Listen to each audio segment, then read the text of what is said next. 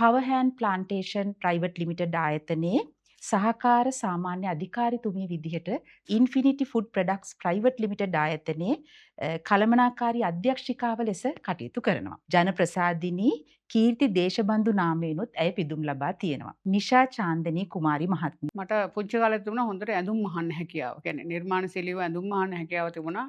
නිෂා fashion and beauty කියන්නේ රූපලාවන්‍ය පැත්ත සහ ඇඳුම් මැසීමේ පැත්ත තමයි ගාමන්ට් එකක් වගේ කරගෙන හිටියේ. කොරෝනා ඒ කාලේ මිනිස්සු අතරට යන්න හොඳයි කියලා මම අම්මගේ රෙසිපියක් කරනවා. මේ මස් කරි මගේ තියෙන මේ මස් කරි 3-5 එක මම හදනවා. ඒකට ඔය ලේබල් ගහලා එහෙම කරන්න පුළුවන් හැකියාවක් තිබුණේ නැහැ. පොඩි ස්ටිකර් එකක් හදලා මගේ පුතාට පොඩක් IT පැත්ත පුළුවන්. කුළුබඩු වර්ග මම කුළුබඩු නම් ගොඩක් වර්ග තියෙනවා. ඒකට අමතරව අපි සැකසු ආහාර, පිසු ආහාර හදනවා. චට්නි වර්ග, එතකොට චිලි පේස්ටි, ඒ වගේ දේවල් හදනවා. ඒතර ලුණු දෙහි Tamanට ඕන දේ ගන්න අපි ළඟ සල්ලි තියෙනවා. අම්මට තාත්තට සලකන්න අපි ළඟ සල්ලි තියෙනවා.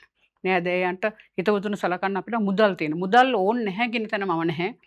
අපි හැමදේම මුදල් කියන ජීවිතේ නෙවෙයි අපිට හැමදේම කරන්න සකසුරුවන් කියන්නේ හැම කෙනෙකුට උදව් කරන්න නම් නිර්නෝබිය උදව් කරන්න නම් අපිට මුදල් තියෙනෝනේ. ඒ විදිහම හිතන්නේ නැතුව උදව් කරන්න නම්.